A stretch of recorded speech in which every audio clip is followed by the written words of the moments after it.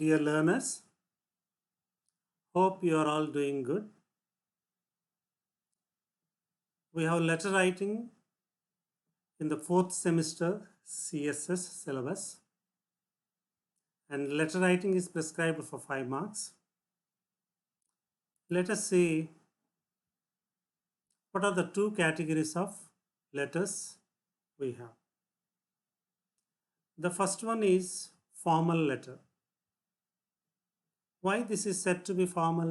ఎందుకు దీన్ని ఫార్మల్ అని పిలుస్తారంటే ఫార్మల్ లెటర్ అని ఎందుకంటారంటే ఇందులో ఫార్మల్ లాంగ్వేజ్ అంటే మన ఇష్టం వచ్చినట్టు భాష అరే వరే భాష కాకుండా కొంచెం ట్రెడిషనల్గా ఫార్మల్గా రెస్పెక్ట్తో కూడినటువంటి లాంగ్వేజ్ని మనము ఈ లెటర్స్లో ఉపయోగించాలి. వేటిని ఫార్మల్ లెటర్స్ అంటారు? Letters return to government officials. ఏ గవర్నమెంట్ ఆఫీసర్కైనా మీరు లెటర్ రాస్తే, అలాగే సెమీ గవర్నమెంట్ అఫీషియల్స్ అంటే కొన్ని ప్రైవేట్ కాలేజెస్ ప్రిన్సిపల్స్ ఉన్నారు సార్, వాళ్ళని సెమీ గవర్నమెంట్ అఫీషియల్స్ అంటారు. Editors, news paper editors, news magazines editors ఉంటారు. బిజినెస్ పర్సన్స్ అంటే పబ్లిషర్స్ అన్నమాట. అలాగే జాబ్ అప్లికేషన్స్, మనం అప్లై చేసే జాబ్ అప్లికేషన్స్ అన్నీ కూడా ఫార్మల్ లెటర్స్ కిందకే వస్తాయి. సో ఇవన్నీ formal letters. Now let me explain the essential parts of a formal letter. అంటే ఫార్మల్ లెటర్లో తప్పనిసరిగా ఉండాల్సినటువంటి భాగాలన్నమాట. మనం ఇక్కడ లెటర్ రైటింగ్ని బ్లాక్డ్ ఫార్మాట్ నేర్చుకుంటాం. మనకి ఒకప్పుడు ట్రెడిషనల్ ఫార్మాట్ ఉండేది, ఇప్పుడు అంతా కూడా కంప్యూటర్ మీద వర్క్ మెజారిటీ పీపుల్ చేసేది. అందుచేత దాన్ని దృష్టిలో పెట్టుకొని the world has introduced blocked format. So ఈ బ్లాక్డ్ ఫార్మాట్ అంటే it features all elements of the letter aligned to the left margin of the page. మనం లెటర్లో రాసే అన్ని ఎలిమెంట్స్ కూడా, అన్ని పార్ట్స్ కూడా లెఫ్ట్ సైడ్ మార్జిన్ ఉంటాయి. అంటే అలైన్మెంట్ లెఫ్ట్కి ఉంటుందన్నమాట. ఇంతకుముందు రైట్ సైడ్ టాప్ కార్నర్లో కొంత, లెఫ్ట్ కొంత అలా రాసేవాళ్ళం. ఇప్పుడు అది ఏం లేదు. బ్లాక్డ్ ఫార్మాట్ రూల్స్ ప్రకారము అన్ని ఎలిమెంట్స్ కూడా లెఫ్ట్ సైడ్ నుంచే స్టార్ట్ చేస్తాం. It has a neat and simple appearance. చూడడానికి చాలా నీట్గా ఉంటుంది. Easy to read. Paragraphs are separated by double line space. So మనము టైప్ చేసేటప్పుడు సిస్టమ్ మీద డబుల్ లైన్ స్పేస్ ఇవ్వాలి. సింగిల్ లైన్ స్పేస్ ఇచ్చి కూడా బ్లాక్డ్ ఫార్మాట్ రాయొచ్చు, ప్రాబ్లం ఏం కాదు. So let me explain the first essential part of the formal letter. This is sender's address. అంటే మనం పంపించే వాళ్ళ అడ్రస్ అనమాట. సెండర్ మీన్స్ పంపించేవాడు, రిసీవర్ తీసుకునేవాడు. సెండర్ యొక్క అడ్రస్తో మనం ఫస్ట్ స్టార్ట్ చేయాలి. ఇది లెఫ్ట్ సైడ్, లెఫ్ట్ అలైన్మెంట్. సరే, అన్ని లైన్లు కూడా లెఫ్ట్ స్టార్ట్ అయినాయి. సో ఇక్కడ సెండర్ అడ్రస్ ఫర్ ఎగ్జాంపుల్ ఇలా రాయొచ్చు. మీకు క్వశ్చన్ ప్రకారం ఏ అడ్రస్ ఉంటే అది రాస్తారు. ఇక్కడ for example KL Rao, assistant manager, Andhra bank, main branch, Bhimavaram. ఎక్కడ మీరు కామాలు పెట్టాల్సిన అవసరం లేదు. ఇనీషియల్స్ ఫుల్ స్టాప్లు ఎలా పెడతాము. అసిస్టెంట్ ఫుల్ ఫామ్ బదులు దాన్ని అబ్రిడ్జ్డ్ ఫామ్ రాసాం కాబట్టి అక్కడ ఫుల్ స్టాప్ పెడతాం. ఇంకెక్కడ మీరు కామాల ఫుల్ స్టాప్లు పెట్టాల్సిన అవసరం లేదు. Okay,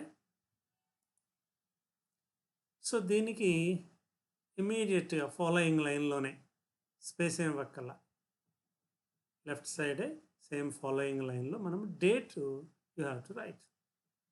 so date can be return in different formats.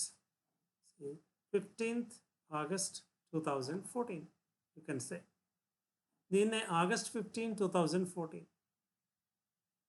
లేక ఈ ఆగస్టు స్పెల్లింగ్ కొంతమంది తప్పులు రాసేవాళ్ళు ఉంటారు. వాళ్ళ కోసం ఓన్లీ నంబర్లు కూడా ఇవ్వచ్చు. 15/8/2014. Okay. Next receivers address.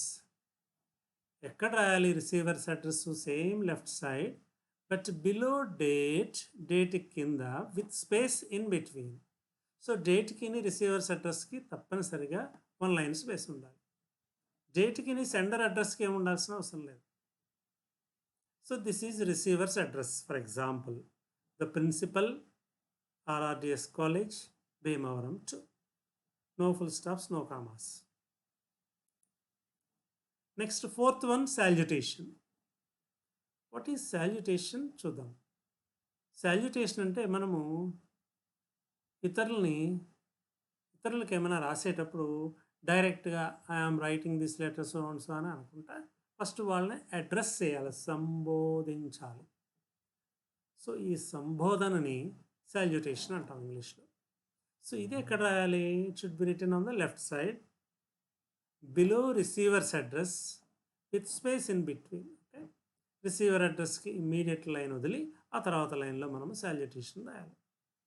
Salutation జనరల్గా ఇది ఫార్మల్ లెటర్ కాబట్టి sir or madam. Respected sir అని అనాల్సిన పని ఉండదు. సర్ అంటేనే గౌరవం అంతా అందులో ఉంది. ఓకే. రెస్పెక్టెడ్ మేడం అని కూడా అనకూడదు. ఈ రెండింటిలో ఏది మీకు అక్కడ కాంటెక్స్ట్లో క్వశ్చన్ ప్రకారం ఏది రిక్వైర్డో అది రాయండి. అంతేగాని ఇక్కడ సర్ ఆబ్లిక్ మేడం అని రాశారని ఎగ్జామ్లో 2 రాయొద్దు. ఓకే. రాసిన తర్వాత కామా పెట్టాలి ఇక్కడ మాత్రం సాల్యుటేషన్కి. Next subject. ఫార్మల్ లెటర్స్ అన్నిటికి కూడా సబ్జెక్ట్ కంపల్సరీ. రెఫరెన్స్ ఏం కంపల్సరీ కాదు. క్వశ్చన్ బట్టి అవసరమైతే సబ్జెక్ట్ కింద ఇదే ఫార్మాట్లో రెఫరెన్స్ రాస్తారు. కంపల్సరీ పార్ట్ అని నేను చెప్తున్నాను ఇక్కడ. కాబట్టి సబ్జెక్ట్. ఈ సబ్జెక్ట్ ఎక్కడ రాయాలి? Below salutation with space in between. మళ్ళీ 1 లైన్ స్పేస్ వదలాలి సాల్యుటేషన్ కింద. సబ్జెక్ట్. ఇది సబ్జెక్ట్ అంటే టోటల్ బాడీ ఆఫ్ ది లెటర్లో ఉన్నటువంటి మ్యాటర్ని సంక్షిప్తంగా సమ్మరైజ్ చేసి జస్ట్ 1 లైన్లో రాస్తాం అన్నమాట. సో ఇది 1 లైన్లో రాసేది కాబట్టి జనరల్గా ఈ సబ్జెక్ట్ అని ఫుల్ రాయాల్సిన పని లేదు. సబ్ అని రాసి కోలన్ పెడితే సరిపోతుంది. For example, application for TC and CC, transfer certificate and conduct certificate. So ఇది మనము లెటర్ రాస్తున్నటువంటి పర్పస్. ఇది రాసిన తర్వాత ఏదైనా మ్యాటర్ ఎలా దేనికోసం అయితే లెటర్ రాయబడుతుందో ఆ మ్యాటర్ ఎలా సింపుల్గా 1 లైన్లో రాసి తర్వాత ఒక హైఫన్ పెట్టి, హైఫన్ అంటే డాష్ అనమాట, చిన్న డాష్ పెట్టి రిగార్డింగ్ అని రాయాలి. REG ఫుల్ స్టాప్ పెడితే చాలు. రిగార్డింగ్ ఫుల్గా రాయక్కర్లేదు. ఇది సబ్జెక్ట్ అనమాట. దీని తర్వాత next body of the letter. This is the heart of the letter. ఇది లేకపోతే లెటర్ ఏమి లేదు. ఇది ఎక్కడ రాయాలి? Below subject with space in between. So subject కింద మధ్యలో 1 లైన్లో వదిలిపెట్టి అప్పుడు రాయాలి. You can divide the body of the letter into 2 paragraphs or 3 paragraphs, or you can write only 1 paragraph also, no problem. మనం ఇందాక థీమ్ ఏం చెప్పుకున్నాం? Application for TC and CC అన్నాం కదా. అదే కాంటెక్స్ట్ అనుకోండి. అప్పుడు బాడీ ఈ విధంగా ఉండాలి. ఇది కూడా ఇండెంటేషన్ ఏమి ఇవ్వకూడదు పారాగ్రాఫ్కి. డైరెక్ట్గా లెఫ్ట్ అలైన్మెంట్తో స్టార్ట్ చేయడమే. I submit that I studied in your college from 2003 to 2006.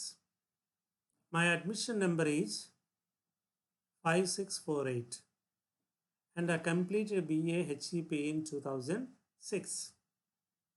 అంటే నీ TCCC కావాలంటే నువ్వు ఈ మాత్రం డీటెయిల్స్ చెప్పాలి. చెప్పందే నీ TCCC ఇవ్వడం కుదరదు. Now I am working as an assistant manager at Andhra Bank main branch Bhimavaram. పైన నీ అడ్రస్ రాసావు కదా, సెండర్స్ అడ్రస్, అవే డీటెయిల్స్ ఇక్కడ. Recently I got a seat in MBA. నువ్వు కరెస్పాండెన్స్లో MBA చేస్తున్నావు అనుకో for example. I need to submit my TC and CC at the university. అందుకని అవసరం నీకు. Hence I request you to issue my TC and CC as early as possible. ఎంత తొందరగా వీలైతే అంత తొందరగా నాకు టీసీఎన్సీసీ ఇష్యూ చేయమని రిక్వెస్ట్ చేశాం. I paid all the dues to college. అప్పట్లో ఏమైనా కాలేజీ డ్యూస్ ఉన్నాయేమో అని నువ్వు ముందే క్లియర్గా చెప్పేస్తున్నావు. నాకు ఎలాంటి డ్యూస్ లేవు. Thanking you sir. ఇక్కడ ఫస్ట్లో సాల్యుటేషన్ సార్ అయితే సార్ పెట్టాలి, మేడం అయితే మేడం అని రాయాలి. సో ఈ సాల్యుటేషన్ ముందు కామా పెట్టాలి, సాల్యుటేషన్ తర్వాత అదే సాల్యుటేషన్కి ముందు కామా, దీని తర్వాత ఫుల్ స్టాప్ పెట్టాలి. Okay, next 7th part subscription. ఈ సబ్స్క్రిప్షన్ కూడా లెఫ్ట్ సైడే ఉంటుంది, below the body with space in between. Body of the లెటర్లో లాస్ట్ లైన్ ఏంటి, థ్యాంకింగ్ యూ సార్ అని రాసాం కదా, దాని తర్వాత ఒక లైన్ వదిలిపెట్టండి, అప్పుడు సబ్స్క్రిప్షన్ రాయండి. What is subscription? ఇది కూడా అంతే, సాల్యుటేషన్ లెక్క సడన్గా వదిలేయకుండా మ్యాటర్ని చివరిలో ఒక రకమైన వీడ్కోలు ఫ్రేజ్ అనమాట. Yours faithfully. మనము అన్నిటికీ సూట్ అయ్యేటటువంటి సబ్స్క్రిప్షన్ ఇక్కడ ఫార్మల్ లెటర్స్ అన్నిటికీ యువర్స్ ఫెయిత్ఫుల్లీ. ఇంకా కొన్ని ఉన్నాయి కానీ ఇక్కడ మీరు కన్ఫ్యూజ్ కాకుండా అన్ని ఫార్మల్ లెటర్స్కి మీరు యువర్స్ ఫెయిత్ఫుల్లీ అని రాయొచ్చు. ఈ యువర్స్ రాసేటప్పుడు చాలామంది చేసే మిస్టేక్ ఒకటి చెప్తున్నాను, గుర్తుపెట్టుకోండి. యువర్స్లో అపాస్ట్రఫీ పెట్టకూడదు. ఆర్కి ఎస్కే మధ్యలో అపాస్ట్రఫీ పెడతారు చాలామంది, but that's wrong. Yours faithful, comma పెట్టాలి ఇక్కడ. Next 8th one last part అనమాట, లెఫ్ట్ సైడ్. ఇది కూడా బిలో సబ్స్క్రిప్షన్, మధ్యలో లైన్ వదలాల్సిన పని లేదు. సబ్స్క్రిప్షన్కి ఇమీడియట్ కింద నీ సిగ్నేచర్ రాయాలన్నమాట. సో పైన నీ పేరేంటో పైన ఇచ్చావు కదా, అదే పేరుతో కూడిన సిగ్నేచర్ని మనం ఇక్కడ రాస్తాం. Okay, this is formal letter. Formal లెటర్లో ఉండేటటువంటి ఫార్మాట్. సో ఈ ఫార్మల్ లెటర్కి ఉండేటటువంటి ఫార్మాట్ మీకు ఎగ్జాంపుల్ మీకు ఇచ్చిన నోట్స్లో ఉంది. ఆ ఫార్మల్ లెటర్ మీరు చదువుకోండి. సేమ్ ఇదే ఫామ్లో రాసి ఉంటుంది, ఇదే ఫార్మాట్ అనమాట, బ్లాక్డ్ ఫార్మాట్. ఓకే, మీరు యూనివర్సిటీ ఎగ్జామ్లో రాసేటప్పుడు కూడా మీరు లెటర్ రైటింగ్కి పైన క్వశ్చన్ నెంబర్ వేస్తారు, వేసిన తర్వాత కన్సర్న్ క్వశ్చన్ నెంబర్ వేసి బ్లాక్డ్ ఫార్మాట్ అని పైన ఒక హెడ్డింగ్ కింద పెట్టండి. ఎందుకంటే దిద్దే వాళ్ళకి ఇది బ్లాక్డ్ ఫార్మాటా లేకపోతే ట్రెడిషనల్ ఫార్మాటా, మోడిఫైడ్ బ్లాక్డ్ ఫార్మాటా తెలియాలన్నమాట. సో బ్లాక్డ్ ఫార్మాట్ అనగా ఓహో వీడు అన్ని లెఫ్ట్ సైడ్ అలైన్మెంట్ తీసుకున్నాడు ఈ బ్లాక్డ్ ఫార్మాట్ ప్రకారం అని దిద్దే వాళ్ళకి అర్థం అవ్వాలి అని తప్పనిసరిగా మీరు బ్లాక్డ్ ఫార్మాట్ అని పెట్టండి. సో ఇప్పుడు సెకండ్ కేటగిరీ చూద్దాం. ఇది ఇన్ఫార్మల్ లెటర్స్. ఇందాక ఫార్మల్, సంప్రదాయబద్ధంగా మంచి లాంగ్వేజ్ ఉపయోగించేది. ఇన్ఫార్మల్ లాంగ్వేజ్, ఇక్కడ మనము మన ఫ్రెండ్స్తో మాట్లాడుకునేటటువంటి భాష వాడచ్చు, ఏం ప్రాబ్లం లేదు. Letters return to friends, family members, relations, ఇవన్నీ కూడా ఇన్ఫార్మల్ లెటర్స్ అవుతాయి. ఫ్రెండ్స్, ఈ ఫ్యామిలీ మెంబర్స్, ఈ బంధువులు ఎవరికి రాసినా సరే. Essential parts of an informal letter ఇప్పుడు చూద్దాం. నెంబర్ 1, లెఫ్ట్ సైడ్ మనము డేట్తో స్టార్ట్ చేయాలి. ఇక్కడ సెండర్ అడ్రస్ రాయాల్సిన పని లేదు. ఓకే, డైరెక్ట్గా డేట్స్, ఏదో ఒక ఫార్మాట్, మనం 3 ఫార్మాట్స్ చెప్పుకున్నాం, డేట్ ఏదో ఒకటి తీసుకోండి, అది ఇది మిక్స్ చేయకండి. 12th March 2017 రాశాను. సాల్యుటేషన్, అక్కడికి ఇక్కడికి సాల్యుటేషన్ మారుతుంది. ఫార్మల్ లెటర్స్లోనేమో సర్ ఆర్ మేడం అన్నాం, ఇక్కడ salutation same place, left side below date with space in between. డేట్కి సాల్యుటేషన్కి కొంచెం ఓ లైన్ స్పేస్ ఇవ్వండి. ఇచ్చి అప్పుడు మీ ఫాదర్కి రాస్తున్నారు అనుకోండి, మై డియర్ డాడ్ అనొచ్చు. మీ మదర్కి అయితే మై డియర్ మామ్ అనొచ్చు, హాయ్ మామ్ అనొచ్చు, హాయ్ డాడ్ అనొచ్చు. హాయ్ కీర్తి మీ ఫ్రెండ్ అయితే, హాయ్ శంకర్ మీ ఫ్రెండ్ అయితే, లేక డియర్ ఫ్రెండ్ అని కూడా అనొచ్చు, తప్పేం లేదు. మై డియర్ ఫ్రెండ్ అని కూడా అనొచ్చు. ఆర్ డియర్ రామ్మోహన్, పేరుని డైరెక్ట్గా తీసుకొచ్చి డియర్ పక్కన పెట్టేయచ్చు. Dear Ravi, dear Salman Khan, dear Jagadishwari, ఇట్లా మనం ఏదైనా రాసుకోవచ్చు, ఏ పేరు అయితే ఆ పేరు. లేక మై డియర్ ఫ్రెండ్ రామ్ అని కూడా రాసుకోవచ్చు.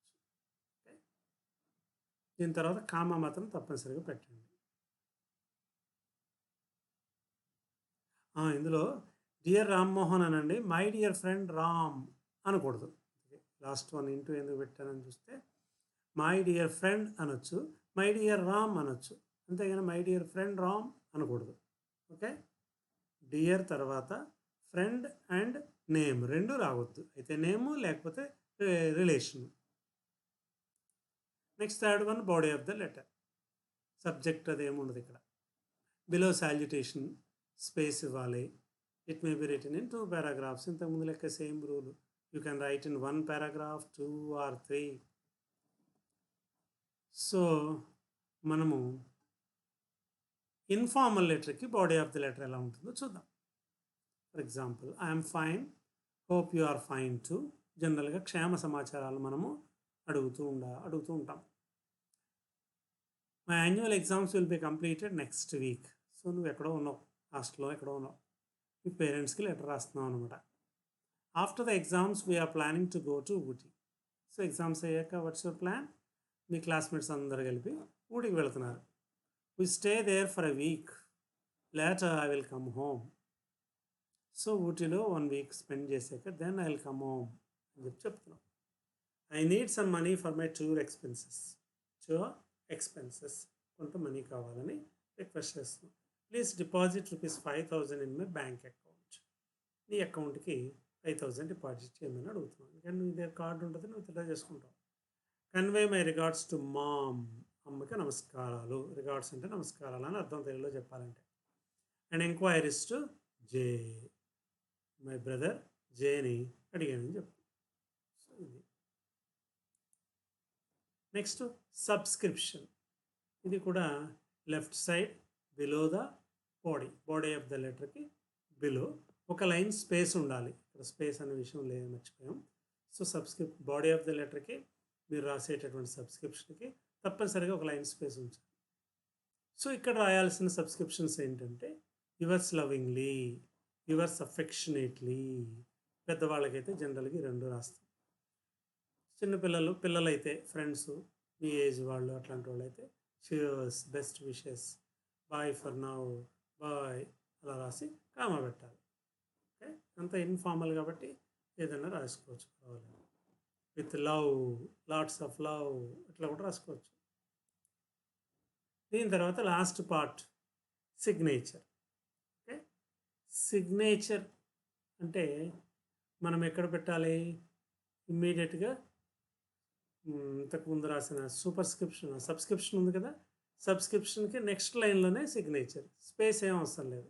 Same left side subscription below అక్కడ మీ సిగ్నేచర్ ఏదైతే నేమ్ తెలిసేటట్లు కానీ ఎట్లయినా సిగ్నేచర్ రాసేయండి. ఎగ్జామ్లో రాసేది కాబట్టి ఎలా అయినా రాయొచ్చు మీరు.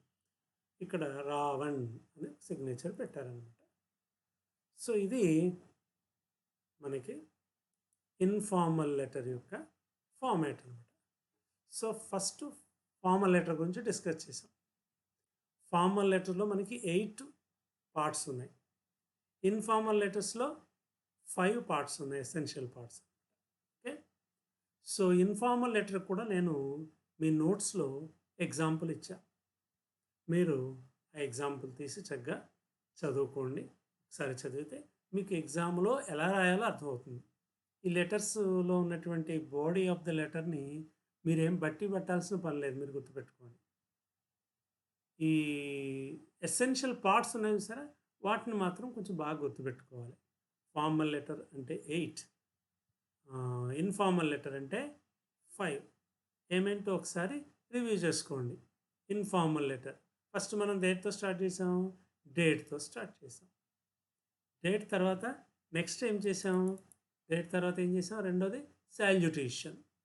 ఇదిగోండి డేట్ తర్వాత సాల్యుటేషన్ అయిన తర్వాత బాడీ ఆఫ్ ద లెటర్ రాసాం, 1 paragraph, 2 paragraphs. నెక్స్ట్ ఏం చేసాం? సబ్స్క్రిప్షన్, యువర్స్ లవింగ్లీ అని చెప్పి రాసాం. దీని తర్వాత ఈ సిగ్నేచర్ అయిందనమాట. నెక్స్ట్ మన ఫస్ట్ చెప్పుకున్న ఫార్మల్ లెటర్ ఉంది కదా, ఈ ఫార్మల్ లెటర్లో ఏమేమి పార్ట్స్ ఉన్నాయో చూసుకోండి. ఫస్ట్ ఏంటి? సెండర్స్ అడ్రస్, మీ అడ్రస్ రాయాలి తప్పనిసరిగా. నెక్స్ట్ రెండోది డేట్.